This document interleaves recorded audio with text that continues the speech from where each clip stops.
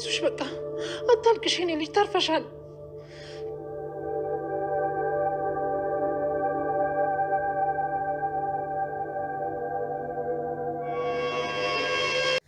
ሰላም ጤና ይስጥልኝ ውድ ተመልካቾቼ፣ እንዴት ናችሁ?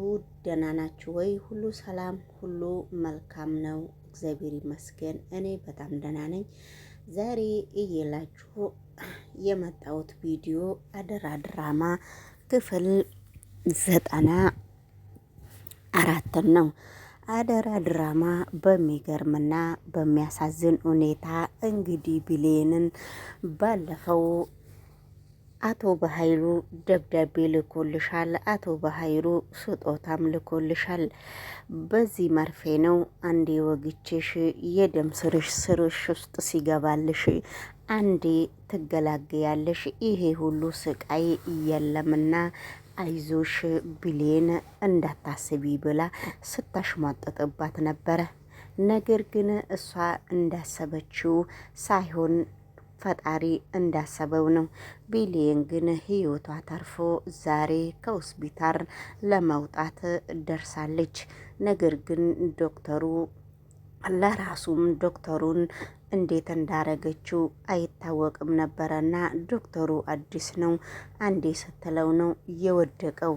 ሁሉም ነገር ለበጎና ሁሉም ነገር ለመልካም ሲሆን ስለዚህ እንግዲህ በአሁኑ ሰዓት እየተጠረጠረውና እየተጣላው ሳሚ ነው። ሳሚ እንግዲህ ለምን እንደተጣላ ሳሚ ብሌንን ስለሚያፈቅራትና ብሌንን ፍለጋ ሰላሜና ቤት ገብቶ ብዙ ነገሮችን እየተከላከለ ስለሆነ በአሁኑ ሰዓት ሳሚ ምንም ነገር ባላጠፋው ሳሚ እንደ ወንጀለኛ ሆኖ ተያዘ። ሳሚ ግን ቢያዝም ሳሚ ከደሙ ነፃ ነውና ለብሌን የደረሰላትም ብሌን ራሷ እግዚአብሔር አንደበቷን ሲፈትላት እሷ ራሱ ትናገራለች። ነገር ግን አሁን ለጊዜው ያላወቀ ሰው ሁሉንም ነገር ሳሚ ላይ ደፍድፈው ነው ቁጭ ያሉት። ነገር ግን አቶ በኃይሉ በውስጥ መስመር ምን እንደሚሰራ ሰላሜና እህቴ ነች ብሎ እንደገና ደግሞ የአቶ በኃይሉ ልጅ ነኝ ብሎ እስከ ቤት ድረስ መጥቶ እንግዲህ ጆን ተዋውቆ ነበረ። ጆን ቢተዋወቅም ወይዘሮ ሰላሜና በአሁኑ ሰዓት የማታምነው ሰው የለም። ሁሉም ሰው ወደ እሷ ቤት ሲመጣ ደሃና ምስኪን ምንም የማያውቀው ነው የሚመስለው። ይሄን ሁሉ እንደዚህ የሚያስደረግና ይሄን ሁሉ ይሄ ግፍ የሚያሰራ አቶ በኃይሉ ነው። አቶ በኃይሉ የሰላሜና ልጅ ማን እንደሆነ በትክክል ነው የሚያውቀው። ሰላሜና ግን የምታውቀው ነገር የለም። አንዳንድ ነገሮችን ለሰላሜና በጣም ካወቀችም ከባድ ቢሆን አቶ በኃይሉ በጣም በግልጽና በግልጽኝነት በጣም ወይዘሮ ሰላሜና ላይ የሌለውን ግፍ ለመስራት እየሞከረ ነው። ነገር ግን ሁሉም ነገሮች ለሱ በፍጹም ሊሳካለት አይችልም። አሁን ደግሞ ልጄ ነው ተዋወቂው በማለት እኔ የሱ ልጅ ነኝ በማለት በጣም መጥቶ ብዙ ነገሮችን ለማጥፋትና ብዙ ነገሮችን ለመሞከር እየሞካከረ ነበረ። በስተ መጨረሻ ላይም ብሌንን መድኃኒት አርግቶባት ብሌን ከዛው ፓላራይስ ሆና እንድትኖር ብሌን በፍጹም እንዳትነቃ አርግቶ ለራሱ ፈጽሞ ነበረ። ነገር ግን በጣም ቆጨውና በጣም የሚያደርገው ነገር ሲጠፋበት ይሄ ነገር ወይዘሮ ሰላሜናና አቶ በኃይሉ ሳሚ ሆነው ይሄውን ወንጀሉ ውስጥ ካስገቡኝ እች ልጅ የሆነ ነገር ከሆነች መቼም ከአይሙሬ ውስጥ እስከ እድሜ ልኬ የማይጠፋ ነገር ነው እየተደረገ ያለው። ይሄንን ነገር ግን ሰምቼም የማላቅ ነገር ነው እየሰማሁት ያለሁት።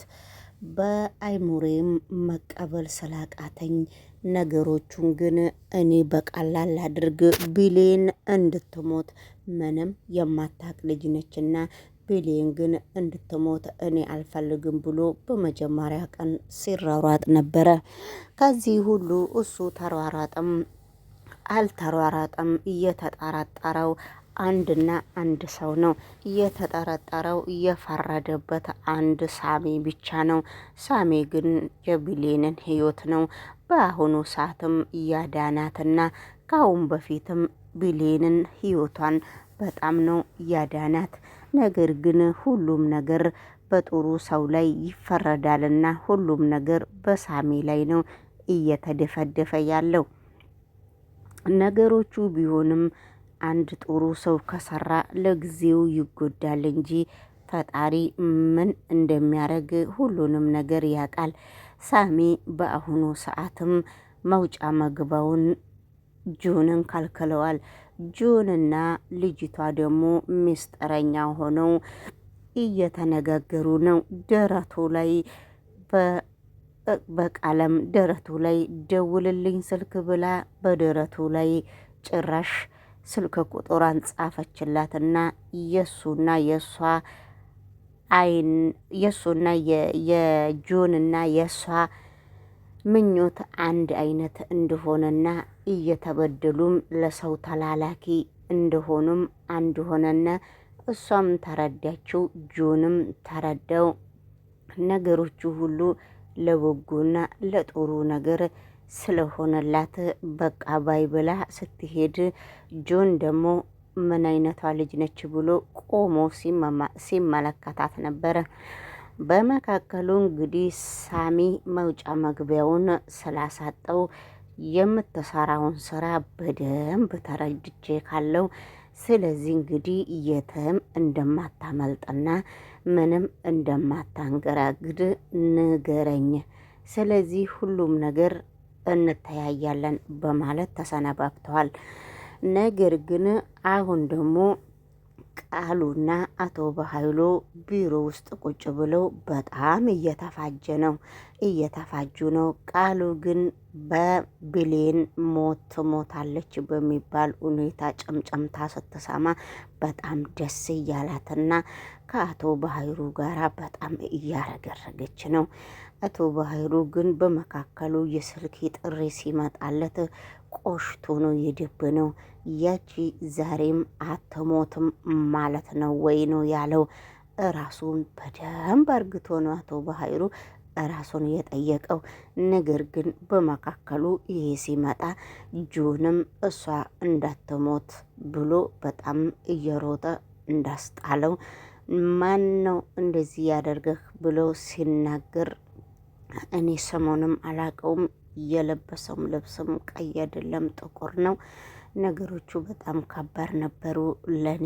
እኔ ትቼው ነው የወጣሁት፣ አልገደልኳትም በምትል ሰዓት እሱ አፏንና ጆሮዋን ይዞ እያዳመጠ ነው፣ ጆን ቢላዋን ይዞ። ነገር ግን በመካከሉ አሁንም እየተባሉ ነው። ስለዚህ ይሄን ነገር ያደረገው ቃልዬ ወይ አንቺ ወይ አንተ ወይ አንቺ እየተባባሉ አቶ ቃልዬ ቢሮ ውስጥ ተይዛለች ማለት ነው። ስለዚህ አሁን ደግሞ ወይዘሮ ሰላሚና ልጄን ጤንኛዋን ነው የሰጠውሽ፣ ልጄን ለኔ ግዴታ መመለስ አለብሽ እያለች ወይዘሮ ገነት አሸወይናዬ እያለች ነው። እንግዲህ አሁን ደግሞ ወደ ቤቴ ነው የምትሄደው እንጂ ወደ ቤትሽ አትሄድም በማለት በጣም ተያይዞ እያለቃቀሱ ነው። ዳግም ራሱ እንዴት ቤት ትያታለሽ? ቤትሽ በጣም ጠባብ ነው፣ እዛ ታፈና ትሞታለች፣ ለጊዜው ሰላሚና ጋር ትቀመጥ ብሎ ሲማጸናት ነበረ እናቱን። አንተ ደግሞ አሁንም እዛ ታፈና እንድትሞት ነው የምትፈልገው እንጂ በሰላም አይደለም ሲባባሉ ነበረ። ነገር ግን ወይዘሮ ሰላሚና ከዚህ ሁሉ የእሷን ጤንነት ነው የምፈልገው፣ ጭንቀቷንም የሚያጨናንቅብኝም በፍጹም ብሌን እንድትጨናነቅብኝ እኔ በፍጹም አልፈልግም በማለት እየሮጠች ወደ ቤቷ ገብታ ገኒ ምንም ነገር አላረገችኝም፣ እኔ ነኝ ያጠፋሁት። ልጅቷ እኔ ጋ ነው የምትሰራው። ካሁን በፊትም ሳሚም አምኜ ወደ ቤት ያስገባሁት እኔ ነኝ። በፍጹም እሷን የምናድድና እሷ የምታዝንብኝ ነገር የለም ብላ እሪ እያለች ነው። በመካከሉ እሷ እያለቀሰች ሳሚ ሲመጣ ነበረ። ሳሚ ከመጣ በኋላ ደግሞ ሳሚ ምን ሆነሽ ነው አንቺ ወደ ወይዘሮ ገነት በዛች ትንሽዬ ቤቱ ውስጥ እንዲሄድና በዛች ትንሽዬ ቤቱ ውስጥ እንድትሞት ልጅቷ በጭንቀት ድሮንም ጭንቀታም ነገር ነች። እንዴት አንቺ እሺ ብለሽ ትመጫለሽ ብሎ ሲያነጋግራት ነበረ። ሆስፒታሉ ውስጥም ይሄንን ንግግርህን በጣም አቅቶኝ ደብሮኝ ነው የመጣሁት። አሁን ደግሞ ሳሚ አፍክን ብትዘጋልኝና ዝም ብለክ የምትሰራውን ስራ ብትሰራ ምን ችግር አለው በሚባል ሁኔታ እየተነጋገሩ ነው ማለት ነው። ሰላም ሰላም፣ ጤና ይስጥልኝ የተከበራችሁና የተወደዳችሁ የዚህ ባለቤት ቻናሎቼ እንዴት ናችሁ? ደህና ናችሁ ወይ? ላይክና ሰብ እያረጋችሁ በጥሩ ነገር እስከምንገናኝ ድረስ እንግዲህ አደራ ድራማ አንዳንድ ጊዜ ይዘበራርቃሉ። ምንም ማድረግ አንችልም ባይ። አይዞሽ በቃ አታልቅሽ የኔ ልጅ ታርፈሻል።